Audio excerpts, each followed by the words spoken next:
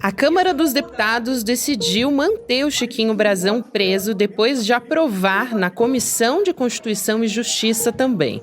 A votação acabou com 277 votos a favor e 129 contra a manutenção da prisão. Diversos deputados da oposição estavam se articulando em favor da soltura do Brasão, como uma forma de mandar um recado para o ministro Alexandre de Moraes, do Supremo Tribunal Federal. Entre os favoráveis pela impunidade do Chiquinho Brasão, está o deputado Eduardo Bolsonaro, que disse que a votação na CCJ foi histórica. O lobby na CCJ contou também com o auxílio de uma velha figura da política brasileira, o ex-deputado Eduardo Cunha, que está inelegível, aliás, até 2027. Em paralelo a isso, a pedido do PSOL, o Conselho de Ética da Câmara abriu um processo que pode levar à cassação do mandato também do deputado Chiquinho Brasão, por quebra de decoro parlamentar. Chiquinho Brasão, junto com o conselheiro do Tribunal de Contas do Rio de Janeiro, Domingos Brasão, aliás, irmão dele, e o ex-chefe da Polícia Civil do Rio, o Rivaldo Barbosa, foram presos no dia 24 de março desse ano, depois de uma determinação do ministro Alexandre de Moraes. Os irmãos Brasão e o delegado Barbosa são apontados como mandantes do assassinato da vereadora Marielle Franco e do motorista dela, o Anderson Gomes, que aconteceu em 2018. Quinta-feira, 11 de abril de 2024. Boa tarde ou bom dia para todo mundo. A gente vai conversar sobre essa votação ontem. Aliás, foram duas votações, né? A gente teve uma votação na CCJ, que é a Comissão de Constituição e Justiça da Câmara, por onde o projeto tem que passar, para dizer se é constitucional, se não é, e depois, então, o projeto segue para o plenário da Câmara dos Deputados. E a proposta de manter o Brasão preso foi mantida nas duas votações, né, Gabi? Bom dia para você. Bom dia, Elô! Você viu que eu caí bem na hora de começar o programa, porque ao vivo, no Em Detalhes, é assim mesmo. Eu falei, olha, ainda eu bem fiquei esperando, sem saber o que acontecia, né? Mas tudo bem, estamos aqui para falar do que interessa, né, Gabi? Maravilhosa, foi providencial ser você justo hoje para conversar comigo. Elô, muito bom dia para todo mundo que está nos acompanhando. Estou dando bom dia justamente porque estamos ao vivo hoje no YouTube. Não é todos os dias que temos Em Detalhes ao vivo e muito menos com a Heloísa Vilela aqui abrilhantando o nosso episódio para falar sobre Chiquinho Brasão, sobre a votação. Elô já deve ter informado aqui o placar, mas foi muito apertado, né, Elô? Então acho que a gente pode começar por aí falando desses votos que para aprovação a gente teve só 20 votos a mais para manter o Brasão preso. Então, primeiro, vamos começar analisando o que esses números querem dizer. E você passou 5 horas ontem acompanhando todos esses desdobramentos e bastidores, então a gente vai falar um pouco sobre isso também. Vamos lá. Haja dor de cabeça, né, Gabi? Mas foi isso, né? A gente viu no plenário da Câmara uma votação muito mais apertada do que deveria ser dada a gravidade do assunto. Um deputado que, segundo a Polícia Federal, tem muitos indícios de que foi o mandante do assassinato de uma vereadora e do motorista dela. Quer dizer, não pode haver um caso mais grave para você agir do que esse, né? Um assassinato. Bom, e a gente teve ali 277 votos a favor, precisariam de 257. Então, foram só 20 a mais do que o mínimo necessário para conseguir manter o Chiquinho Brasão na cadeia. E a gente teve toda a movimentação da ala bolsonarista que, durante 2 dias, vinha ameaçando não votar, para não deixar chegar no quórum mínimo. E na última hora, Gabi, antes da votação começar, o Lira, o deputado Arthur Lira, que é o presidente da Câmara, que é um conhecido no passado bolsonarista, que continua fazendo acenos para a extrema-direita, foi lá e decidiu que não haveria punição para quem estivesse presente, marcasse presença, estabelecesse o quórum para a votação e não votasse, porque normalmente você tem uma medida administrativa que pune os que estão na hora da votação e não votam com a perda daquele dia de salário, né? Um corte no ponto, digamos assim, do deputado. Ele retirou isso e teve até ali um bate-boca no começo. o deputado Chico Alencar do Rio, do PSOL, começou a questionar, e o Lira disse, não, isso daí não, isso aqui é votação séria, não vamos polemizar, como se não fosse sério você dar aos deputados essa chance de não votar. Mas, olha, o que ficou muito claro é que quem não votou também queria tirar o Chiquinho Brasão da cadeia. Então, é isso que importa. A gente viu o Eduardo Bolsonaro chamar a sua turma, fazer essa postagem que apareceu na abertura do programa, esse vídeo, chamando todo mundo para votar, para tirar o Chiquinho Brasão da cadeia. E a grande maioria do PL foi lá e fez exatamente o que ele estava pedindo.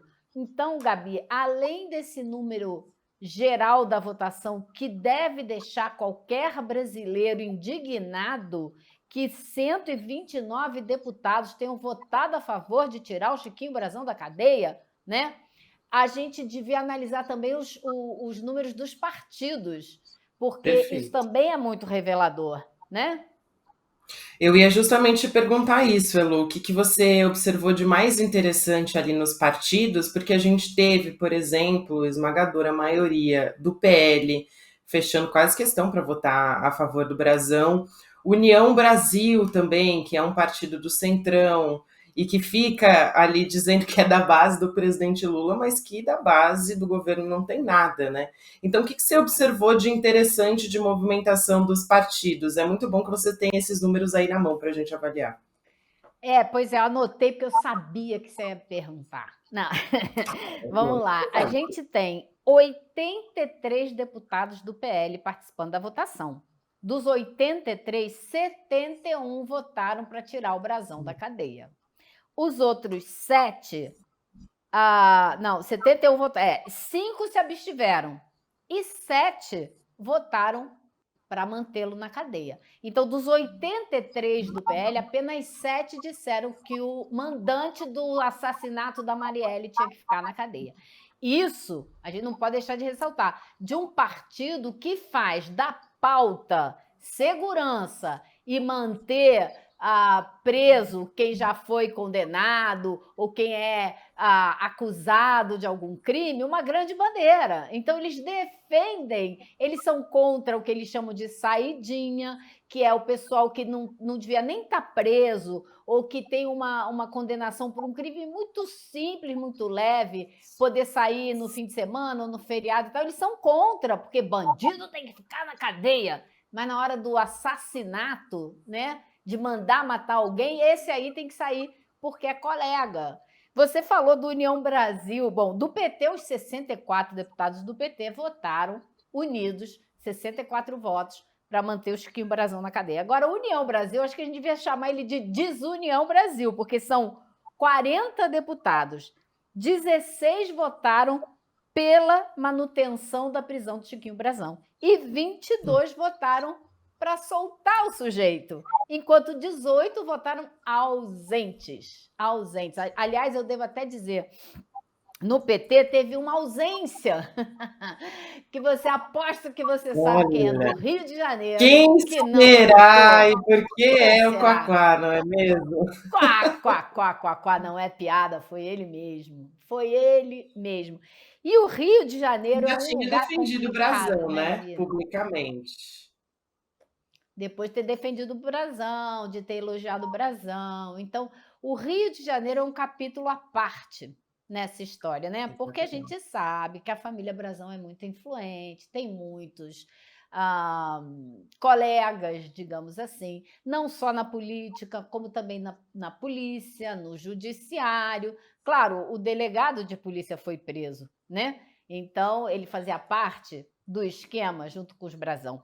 E no Rio de Janeiro, foram 18 deputados do Rio votaram a favor de manter o Brasão na cadeia e outros 18 votaram a favor de tirá-lo da cadeia.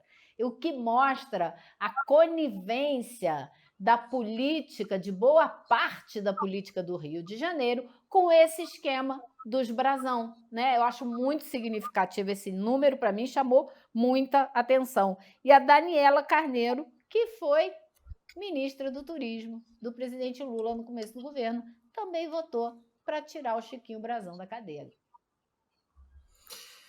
Muito bem, é um bom termômetro do que a gente tem, Elo, quando você diz, inclusive, sobre parlamentares do Rio de Janeiro que votam com o brasão, demonstra aí um certo, talvez, um rabo preso, uma relação, pelo menos, a gente pode dizer que esses deputados têm com o Chiquinho Brasão e até com as milícias do Rio de Janeiro, né?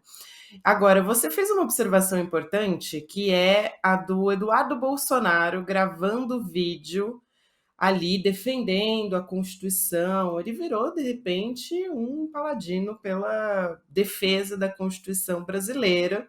Falou de trânsito em julgado, até, se não me engano, se me recordo. Eu queria te perguntar, né? Inclusive, ele foi retuitado, né, nas redes sociais, ele fez o vídeo e foi retuitado pelo pai dele, o Jair Bolsonaro. Então, o clã Bolsonaro também, que tem esse discurso muito forte pela segurança pública, para além desse movimento do bolsonarismo e da extrema-direita, também sai chamuscado dessa história, você acha, Lô? Ou, na verdade, para a base não tem importância? Porque o discurso não é coerente, isso a gente tem que falar aqui.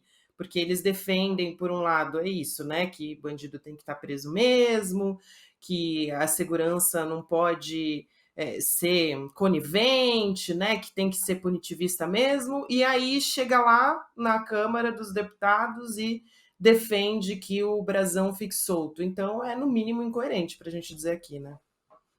Exatamente, Gabi. Eu acho que assim cabe a toda a frente ampla que elegeu o presidente Lula e que defende a democracia, deixar isso muito claro, que teve um partido que votou em peso para tirar o brasão da cadeia. E esse partido é o PL, que é o partido da família Bolsonaro. E não é à toa, não foi à toa que o deputado Bolsonaro foi às mídias sociais, e o pai dele copiou, né, e redistribuiu, dá o chamado. O que ele fez foi chamar todo mundo do partido, todos os bolsonaristas, a votarem pela soltura do brasão. E fez isso com o argumento mais absurdo, que foi motivo até de comentário dentro da comissão da CCJ, porque ele disse assim: se a gente abrir esse precedente, os próximos seremos nós. E aí você fica se perguntando, vem cá, mas por que você vai ser o próximo? Você está planejando mandar matar alguém? Os outros deputados do PL que votaram para tirar o brasão da cadeia também estão pensando em mandar matar alguém? Porque se não estão, não deviam estar preocupados. Deviam apenas seguir a lei, que uma pessoa que manda matar alguém tem que ficar presa e ponto, parágrafo, né? Então, isso foi até uma fala muito contundente da deputada Érica Hilton, que falou muito bem sobre esse ponto, sobre essa situação deles ficarem dizendo que abriu um precedente, que depois é a gente e tal, que é bastante falacioso, né, Gabi? Porque a gente não está tratando de um mau comportamento, a gente está tratando de uma tentativa de assassinato. E como foi argumentado pela turma do STF, não foi somente pelo ministro Alexandre de Moraes, mas foi pela primeira turma do STF, que isso é importante destacar, e a gente pode discutir um pouco sobre isso, mas ele está em estado flagrante permanente, porque ele estava trabalhando o tempo todo para impedir que as investigações avançassem. Por isso que ele tem que ficar na cadeia, para não interferir mais nas investigações. Agora, isso mostra a influência, né, que esses brasão têm no Rio de Janeiro, na política, na justiça, na polícia, né? E eu acho que a gente perdeu a Gabi novamente. Mas eu queria, então, aproveitar e falar desse ponto que eu estava dizendo agora, né? Da importância que tem o fato de ter sido a primeira turma do STF, não só o Alexandre de Moraes, porque durante toda a discussão e a votação da Comissão de Constituição e Justiça, parecia que estava se discutindo quem estava certo, se era o Brasão ou se era o Xandão. E os deputados bolsonaristas ficaram o tempo todo acusando o ministro Alexandre de Moraes, como se ele estivesse na berlinda, como se fosse assunto da comissão discutir se o Alexandre de Moraes age corretamente ou não. Não, não era nada disso. Eles estavam discutindo se as investigações da Polícia Federal, que foram o motivo do pedido de prisão do Brazão, estavam corretas ou não, se ele tem que ficar na cadeia ou não, já que existem vários indícios. Não foi só a delação premiada do Rony Lessa, que foi o assassino da Marielle Franco. Não, a Polícia Federal não se baseou apenas na delação premiada. A Polícia Federal buscou as provas que corroboram a delação premiada. E por isso o Brazão foi preso. Ele não foi preso com base só no que o Rony Lessa falou, né? Foi muito mais do que isso. Então, eu acho que assim, a votação na Comissão de Constituição e Justiça foi apertada, mas passou. Os deputados do PT, do PSOL, comemoraram, mas me disseram, vai ser apertado do mesmo jeito no plenário da Câmara dos Deputados, mas vai passar. Eu, na hora, até segurei o ar, respirei fundo, porque eu não acreditei muito, não. Fiquei com muito medo de que não passasse, porque já existiu uma articulação nos últimos 2 dias dos deputados da extrema-direita de que eles deixariam formar o quórum ali, mas não votariam, para não ter os 257 votos necessários. E alguns até tentaram fazer isso, mas na última hora a grande maioria votou sim, deu a cara a tapa, e eu acho que os deputados da direita que votaram para tirar o Brazão da cadeia, eles vão ter problema nas eleições. Eles terão problemas, eles enfrentarão essa questão o tempo todo. Isso foi um ponto até que o deputado do PT do Maranhão, o Rubens Júnior, levantou durante a sessão da CCJ. Ele disse assim, poxa, esses deputados aqui que falam grosso, né, com pobre, com preto, dizendo que eles têm que ficar na cadeia, quero ver se vão falar grosso agora também com o Chiquinho Brazão. Quero ver como eles vão se comportar. E o melhor de tudo é que a votação é aberta. Os nomes de todos estarão lá, de quem votou contra, quem votou a favor e de quem se absteve. E eu acho que essa lista desses nomes agora é importantíssima daqui até o fim do ano, porque a base do governo, o PT, o PSOL, o PCdoB, todos os partidos que defendem a democracia terão que pegar esses nomes na hora de disputar voto e lembrar o eleitor, ó, esses aqui que falam tanto de segurança pública são esses que tentaram tirar o Chiquinho Brazão da cadeia. Eles é que querem que o Chiquinho Brazão fique solto para atrapalhar ainda mais as investigações. Outra fala muito contundente na comissão foi a da Sâmia Bonfim, a deputada do PSOL de São Paulo. Ela fez uma fala muito forte dizendo que quem estava tentando tirar o Brazão da cadeia é porque está com medo do que o Brazão possa falar. Se ele ficar mais tempo preso, ele pode entregar mais gente de outras histórias. Ela não estava falando exclusivamente da morte de Marielle Franco e do Anderson, ela estava falando das várias ligações que o Brazão tem e que se ele começar a abrir o bico demais, pode dar problema para muita gente. É a mesma história, a gente tem que lembrar do Mauro Cid. Mauro Cid preso é um perigo, né? Tanto é que ele começou a falar e ele começou a revelar os crimes do ex-presidente Bolsonaro. Então ele começou a entregar o caso das joias, entregou o caso da vacina falsa, né? Da falsificação das carteirinhas de vacina. E aí ele foi entregando tudo a ponto de 2 militares virem também comprovar, reforçar, corroborar o que Mauro Cid andou dizendo. Então é esse o medo, disse Sâmia Bonfim, de muita gente que quer tirar o Brazão da cadeia o quanto antes. É como se eles estivessem dando um recado claro para o Brazão, dizendo para ele, ó, fica tranquilo, a gente está aqui, a gente não te abandonou, a gente está fazendo o que pode para te ajudar a sair daí, né, para manter tudo tranquilo. Mas, por enquanto, não deu certo, a manobra não funcionou. o Brazão vai continuar preso por enquanto e as investigações vão seguir em frente, que é o importante, né? Todo mundo sabe que a investigação do caso Marielle não terminou aqui, não acabou com a prisão do Brazão, porque as investigações continuam e pode vir mais coisa por aí, que pode mexer com outras áreas ali da política, da justiça, da polícia do Rio de Janeiro, pode ter mais gente metida nessa história. Então, enquanto a gente espera a Gabi voltar, porque a Gabi ainda não voltou, eu destacaria também algumas pessoas, né, célebres, algumas pessoas célebres que votaram ontem. Por exemplo, o Pazuello, que foi ministro do Bolsonaro, também votou para tirar o Brazão da cadeia, né? O que é muito interessante. E teve um bate-boca importante também ontem na Câmara, na CCJ, porque um deputado do Rio de Janeiro, do PMDB, teve a cara dura, o Tony de Paula, do MDB do Rio de Janeiro. Ele teve a cara dura de tentar imputar aos colegas de partido de Marielle o assassinato dela.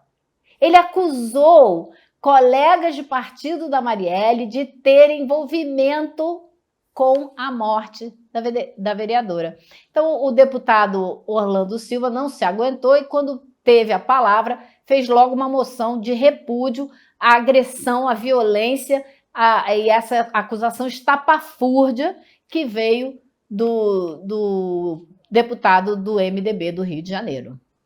Sabe o que eu ia trazer aqui, Lu, que eu acho muito importante da gente falar? Uma das coisas que o Demore falou no Série Notícias primeira edição foi sobre o papel de articulação do Eduardo Cunha e ele como uma espécie de primeiro-ministro do Arthur Lira. Eu achei muito importante e muito interessante essa colocação do Demore, porque a filha do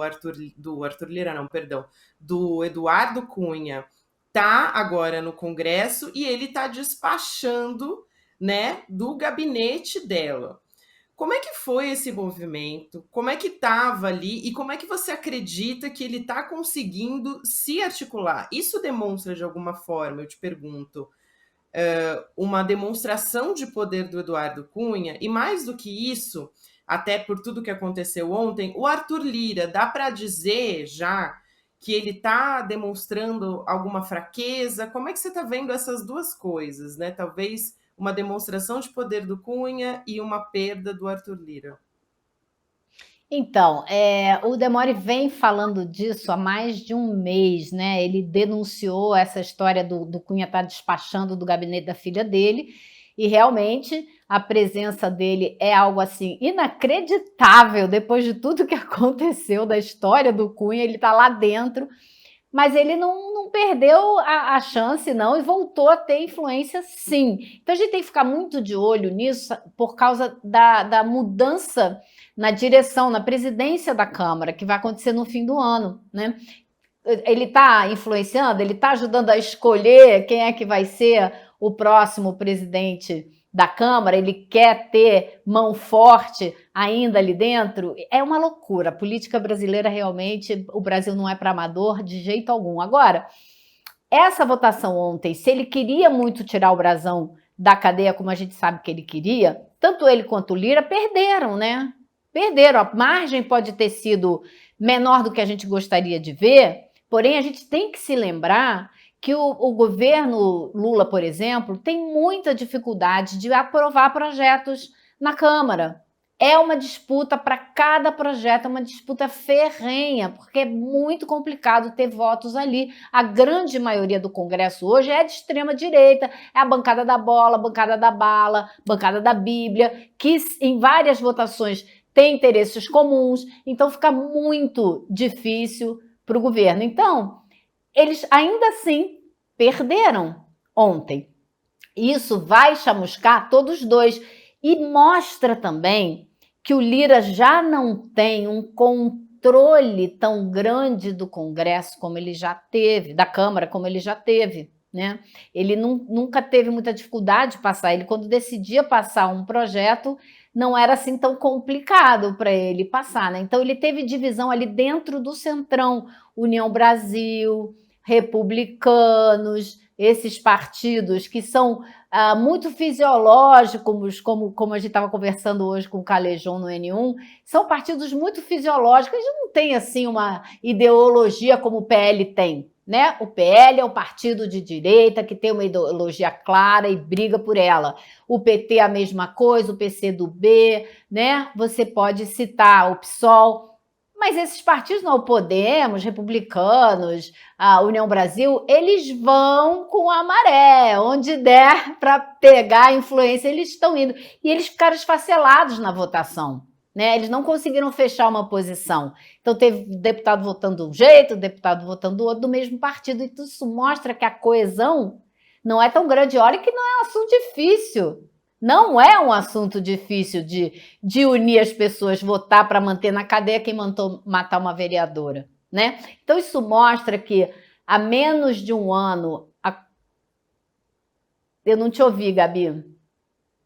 Nascimento também, que seria ali o sucessor do Arthur Lira. Eu estou perguntando porque a gente já está quase no final, mas eu não queria deixar de colocar o nome dele aqui para você comentar nesses minutinhos finais, porque o Elmar Nascimento também votou para não, né? Para soltar o Chiquinho Brazão. Então, esse é o perfil do sucessor, pelo menos é o que tudo indica, é o que estava tudo se desenhando, do Arthur Lira na Câmara dos Deputados, né, na presidência. Ele é o escolhido do Arthur Lira, o Elmar. E agora, será que o pessoal do PL vai querer apoiar ele depois dessa votação?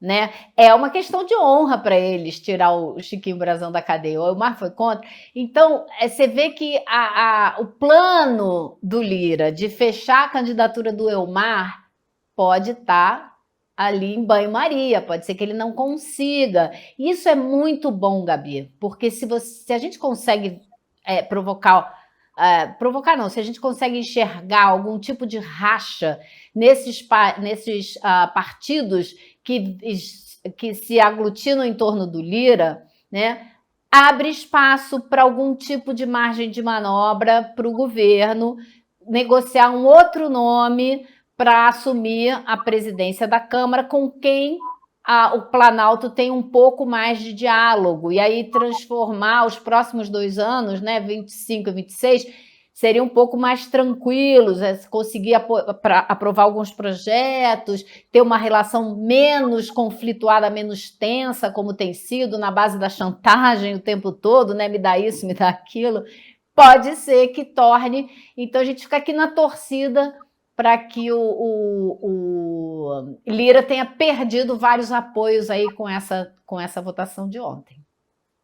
Sem dúvida, Elo, e eu acho que foi algo muito positivo, ainda que tenham sido 20 votos, foi no contexto, acho muito importante, né? Muito difícil para o governo, num contexto também que o Elon Musk está fazendo ali uma campanha pela extrema-direita muito forte. A extrema-direita nessa semana estava toda articulada, não só nessa semana, mas enfim, desde a semana passada, né, que isso vem se fortalecendo. Então, eu acho que esse recado por parte da Câmara de Deputados que a gente teve no plenário foi um recado muito importante nessa semana. Elô, foi um prazer ter você aqui nessa manhã, ainda bem, inclusive, que era você, porque hoje a minha internet não quis colaborar, mas você conduziu tudo com maestria, como sempre, então fico muito feliz, é sempre um prazer ter você junto comigo, Elô. Um beijo grande, querida. Obrigada, Gabi, um beijo. Só lembrando que o videocast em detalhes fica por aqui, porque agora a gente tem mercado e investimentos. Depois tem o Rolê ICL para você que está me acompanhando ao vivo no YouTube. Muito obrigada pela sua participação aqui no nosso chat. A gente fica sempre disponível também todos os dias pela manhã nas plataformas de áudio. E para quem também nos acompanha pelo YouTube, às 6 horas da noite tem Série Notícias, segunda edição. Você fica agora com o Mercado de Investimentos. Até amanhã. Che Guevara costumava dizer: "Hay que endurecer, pero sem perder la ternura jamais." Hay frases y frases. Esa frase realmente mi papá nunca la dijo. Ué, ele não dizia isso então? Pois é, Eu descobri isso numa conversa incrível que o ICL fez com a Leida Guevara, filha de Che Guevara. No dia 21 de abril, com exclusividade e ineditismo, o ICL traz até vocês a biografia de Che Guevara, o líder revolucionário mais popular de todos os tempos, contada por Leida Guevara, sua filha. Para você se inscrever nesse evento histórico, é só clicar no link aqui em cima ou aqui embaixo e gratuitamente participar. Essa e várias outras novidades você vai aprender no dia. Até lá!